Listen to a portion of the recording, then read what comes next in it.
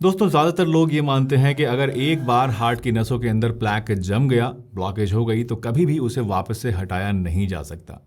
Doctor भी अक्सर कह देते हैं कि अब आपको ब्लॉकेज हो गया है, ये ज़िंदगी भर ऐसे ही रहेगा।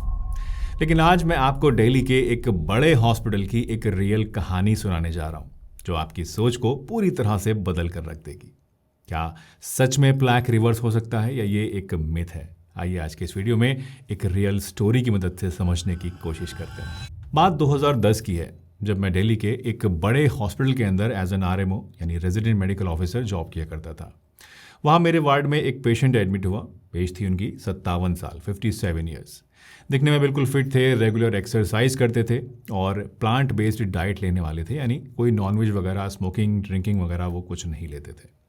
इनफैक्ट उनको खुद भी पूरा भरोसा था कि उनकी हार्ट जो है वो बिल्कुल एकदम हेल्दी होगा, कोई प्रॉब्लम नहीं आएगी। लेकिन रूटीन चेकअप के लिए जब उन्होंने CIMT टेस्ट कराया तो रिपोर्ट देखकर वो खुद हैरान रह गए। CIMT टेस्ट का मतलब होता है कैरोटिड इंटाइमा मीडिया थिकनेस टेस्ट। अब आप कहेंगे कि साहब ये कौन सा टेस्ट होता है? तो इस टेस्ट के अंदर क्या होता है कि हमें ये पता चलता है कि आर्टरी की सबसे अंदर वाली लाइनिंग की जो थिकनेस है वो कितनी हो चुकी है, कहीं इसमें कोई प्लैक वगैरह तो जमा नहीं हो रहा है। उनकी रिपोर्ट के अंदर 2 जगह पर डिस्क्रीट प्लैक दिख रहा था, और जो सबसे शॉकिंग चीज़ थी वो ये थी कि उनकी आर्टीरियल एज एस्टिमेट हुई 73 ईयर्स। इमेजिन कीजिए, 57 साल का आदमी जो कि एकदम फिट भी है, लेकिन आर्टीरियल एज आई 73 साल। यानी उनकी जो आर्टरीज थी वो ऐसी थी जैसी किसी 73 साल के इंसान की हो सकती हैं। दोस्तों, जब कोई पेशेंट अपनी आर्टरीज में प्लैक देखता है ना, तो वो सिर्फ एक मेडिकल रिपोर्ट नहीं होती है, वो एक इमोशनल शॉक होता है। ख़ास तौर से ये साहब जो थे, जिनकी स्टोरी मैं आपको अभी बता रहा हूँ, ये कोई नॉर्मल आदमी तो थे नहीं। उन्होंने अपनी ज़िंदगी में कभी भी कोई गलत काम नहीं किया था, ना ही कोई गलत आदत उनको थी। हेल्थ का पूरे अच्छे से उनको अच्छा खासा ज्ञान था, सब चीज़ें फॉलो भी करते थे। लाइफस्टाइल भी उन्होंने अपना हमेशा सही रखा था, डाइट भी हमेशा बढ़िया लेते थे, और इसीलिए उनका जो सवाल था वो बिल्कुल जायज़ था। उनका सवाल था कि डॉक्टर साहब, जब मैं सब कुछ सही कर रहा हूँ तो फिर ये प्लैक मेरे अंदर कहाँ से आ गया? और यहीं से असली साइंस शुरू होती है। दरअसल आर्टरी में 2 लेयर्स होती हैं, एक इंटाइमा या एंडोथेलियल लेयर जो कि आर्टरी की सबसे अंदरूनी लेयर होती है, और दूसरी मीडिया लेयर जो कि बीच वाली लेयर होती है। नॉर्मली LDL के पार्टिकल्स इंटाइमा लेयर को, यानी सबसे अंदर वाली लेयर को जहाँ पर ब्लड सर्कुलेट कर रहा होता है, उसके अंदर पेनिट्रेट नहीं कर सकते। लेकिन जब क्रॉनिक इन्फ्लेमेशन की वजह से ये पतली सी लेयर कमज़ोर पड़ जाती है, तो ये LDL की जो पार्टिकल्स हैं ये इस अंदरूनी लेयर के अंदर घुसकर वहाँ पर फंस जाते हैं कई बार, और धीरे धीरे इंटाइमा लेयर और मीडिया लेयर के बीच में ये जमा होना शुरू हो जाते हैं, और इसी को हम कहते हैं प्लैक। बहुत से लोग ये समझते हैं कि जब तक आर्टरी ब्लॉक नहीं होती हैं तब तक उन्हें कोई खतरा नहीं होता, लेकिन रियलिटी ये है कि 50% ब्लॉकेज होने से पहले भी हार्ट अटैक हो सकता है, क्योंकि प्रॉब्लम ब्लॉकेज नहीं है, प्रॉब्लम है हॉट प्लैक। देखिए, प्लैक 2 तरह का होता है, स्टेबल प्लैक और अनस्टेबल प्लैक या फिर हॉट प्लैक।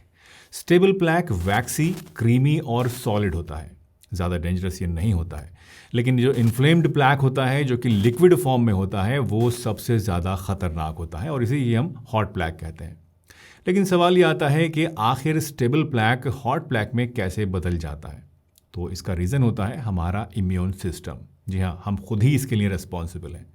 दरअसल जब इम्यून सिस्टम प्लैक के ऊपर अटैक करता है, उसको ठीक करने की कोशिश करता है, तो वहाँ पर प्लैक के आसपास वाइट ब्लड सेल्स कुछ खास तरह के एंजाइम्स को रिलीज़ करते हैं, और ये एंजाइम्स इस प्लैक को लिक्विड बना देते हैं। और फिर जैसे ही ये लिक्विड प्लैक ब्लड के कांटेक्ट में आता है, तो तुरंत वहाँ पर इसे हील करने के लिए ब्लड क्लॉट बना देता है। And the scary part is कि 90% से ज़्यादा हार्ट अटैक्स इसी क्लॉट की वजह से होते हैं, ना कि प्लैक की वजह से। अब आप सोच रहे होंगे, साहब उस पेशेंट का क्या हुआ जिसकी स्टोरी मैं आपको सुना रहा था? क्या उनको कोई हार्ट अटैक आया? क्या वो बच गए, या उनके साथ कोई दुर्घटना हुई? क्या हुआ?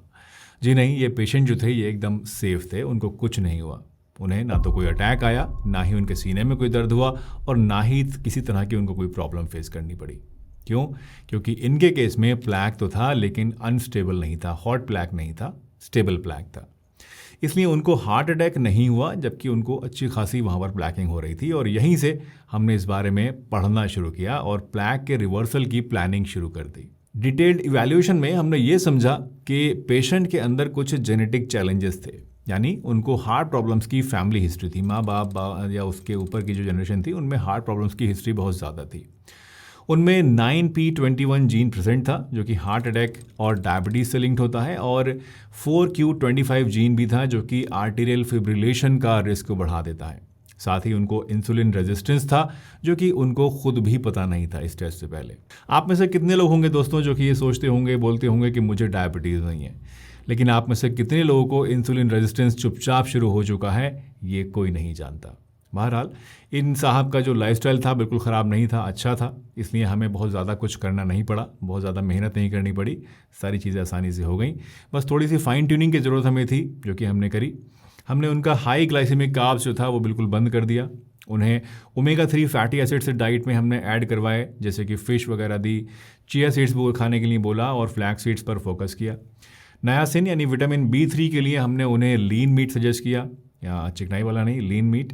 फिश, एग्स और सप्लीमेंट लेने को बोला, और एंटी इन्फ्लामेटरी फूड्स जैसे कि हल्दी यूज़ करने को बोला, क्योंकि इन्फ्लामेशन जो है ये सबसे बड़ा कल्प्रिट होता है हार्ट अटैक के पैदा होने के लिए, प्लैक के पैदा होने के लिए। तो उसको करने के लिए हमने एंटी इन्फ्लामेटरी फूड्स जैसे कि हल्दी वगैरह उनको सजेस्ट किया। दोस्तों मैं हमेशा मानता हूँ कि हेल्दी रहने के लिए लाइफस्टाइल सबसे ज़्यादा पावरफुल चीज़ है, इससे अच्छा टूल कोई दूसरा नहीं है। लेकिन कुछ केसेस में मेडिकेशंस की सपोर्ट की भी ज़रूरत पड़ती है। दोस्तों जब हम इस पेशेंट के केस को और ज़्यादा गहराई से समझने लगे तो एक बात बिल्कुल क्लियर हो गई थी कि प्रॉब्लम सिर्फ कोलेस्ट्रॉल की नहीं है, ये प्रॉब्लम है अमा और क्रॉनिक इन्फ्लेमेशन की। आयुर्वेद बिल्कुल सीधी बात करता है कि जब रक्त धातु अशुद्ध हो जाती है और जब मेदु धातु ठीक से मेटाबोलाइज नहीं होती है तो नसों के अंदर जमाव शुरू हो जाता है, और इसी जमाव को मॉडर्न साइंस प्लैक बोलती है। इस पेशेंट के केस में हमने पूरा फोकस रखा शोधन और शमन चिकित्सा के ऊपर। मतलब पहले बॉडी के अंदर जो गंदगी और इन्फ्लेमेशन थी उसको शांत करा और फिर धातु मेटाबॉलिज्म को सुधारा। सबसे पहले हमने अर्जुन का सहारा लिया। अर्जुना आयुर्वेद में हार्ट के लिए सबसे बड़ा रसायन माना जाता है। ये दिल को मजबूत बनाता है, आर्टरीज को सपोर्ट देता है और इन्फ्लेमेशन को नेचुरली कम करता है। साथ में हमने गुग्गल फॉर्मुलेशंस यूज़ किए। गुग्गल का काम होता है जमाव को तोड़ना और मेदु धातु को रेगुलेट करना। इसके साथ त्रिफला दिया गया डाइजेस्टिव फायर को इम्प्रूव करने के लिए, ताकि नया अमा दोबारा से ना बनने पाए बॉडी में। दोस्तों जब तक डाइजेशन स्ट्रांग नहीं होता है तब तक प्लैक कंट्रोल पॉसिबल ही नहीं है, इसलिए गुडुची और आंवला का यूज़ भी किया गया। गुडुची बॉडी के अंदर डीप लेवल इन्फ्लेमेशन को शांत करता है और आंवला एक पावरफुल एंटीऑक्सीडेंट है जो कि आर्टरीज को हील करने में हेल्प करता है, यानी आर्टरीज की वॉल में अंदरूनी जो इन्फ्लेमेशन है उसको शांत करता है। इस पेशेंट को कुछ सिंपल चीज़ें भी ऐड करवाई गई, जैसे कि सुबह खाली पेट हमने कहा कि साहब आप गर्म पानी का 1 गिलास ज़रूर पीजिए और उसमें थोड़ा सा आप कच्चा लहसुन काट के मिला लीजिए। रात को हैवी फूड हमने बिल्कुल भी उनके बंद कर दिए और डिनर हमेशा उनसे कहा कि हल्का खाइए और जल्दी 7-8 बजे से पहले पहले ख़त्म कर लीजिए। पेशेंट एक्सरसाइज हमारा ऑलरेडी कर ही रहा था तो उस पर हमने ज़्यादा स्ट्रेस नहीं दी, बल्कि हमने उनसे कहा कि अपना जो मेंटल स्ट्रेस है उसको कम करने के लिए आप प्राणायाम, डीप ब्रीदिंग और प्रॉपर स्लीप रूटीन के ऊपर ध्यान दीजिए, क्योंकि आयुर्वेद कहता है कि सिर्फ खाना ही नहीं, चिंता और स्ट्रेस भी अमा को बनाते हैं, उससे भी प्रॉब्लम हो सकती है। और दोस्तों जब हमने इस आयुर्वेदिक अप्रोच को फॉलो किया तो धीरे धीरे रिजल्ट्स हमें दिखने लगे। CIMT फॉलोअप में आर्टीरियल थिकनेस धीरे धीरे कम होने लगी। आर्टीरियल एज जो कि पहले उनको 73 एस्टिमेट हुई थी वो पहले हमें 59 पर आई और उसके बाद फिर 52 के आसपास आके वो रुक गई। दोस्तों आयुर्वेद जो है ये डिजीज़ को सप्रेस नहीं करता है, बल्कि डिजीज़ के रीज़न को ठीक करने में बिलीव करता है, और जब रीज़न ठीक हो जाता है तो प्लैक जैसी चीज़ें ऑटोमेटिकली रिवर्स होने लगती हैं। वीडियो में आगे बढ़ने से पहले एक इम्पॉर्टेंट वार्निंग सुन लीजिए, बहुत ही इंपॉर्टेंट है, इसको मिस मत कीजिएगा। देखिए हर एक बॉडी अलग होती है, हर किसी के सर्कमस्टांसेस अलग होते हैं, हर किसी की प्रॉब्लम्स अलग होती हैं। इसलिए आयुर्वेदिक मेडिसिन हो या फिर एलोपैथिक मेडिसिन हो, ये हमेशा आपकी पर्सनल रिक्वायरमेंट के हिसाब से होनी चाहिए। यानी ऐसा नहीं है कि आपने सब कुछ सुन लिया और आप ये सब चालू कर दें। ब्लाइंडली किसी भी प्लान को कॉपी करना कभी भी मैं सजेस्ट नहीं करता हूँ। इसलिए प्लीज़ ये वीडियो देखकर ये सब चीज़ें बिना अपने डॉक्टर से कंसल्ट किए यूज़ करना शुरू मत कर दीजिएगा, क्योंकि ये आपके लिए घातक हो सकता है। And this is really important, जो आपको मिस नहीं करना है। दोस्तों प्लैक सिर्फ कोलेस्ट्रॉल से नहीं बनता है, प्लैक बनता है जब कोलेस्ट्रॉल, इन्फ्लेमेशन और इंसुलिन रेजिस्टेंस एक साथ काम करते हैं। इसलिए सिर्फ फैट बंद कर देना काफ़ी आपके लिए नहीं है, मेटाबॉलिज्म और इन्फ्लेमेशन को समझना भी बहुत ही ज़्यादा ज़रूरी है। हार्ट डिजीज़ एक दिन में नहीं बनती है और एक दिन में ठीक भी नहीं होती है, रिवर्स भी नहीं होती है, लेकिन सही डायरेक्शन अगर आपको मिल जाए तो चीज़ें बदल सकती हैं।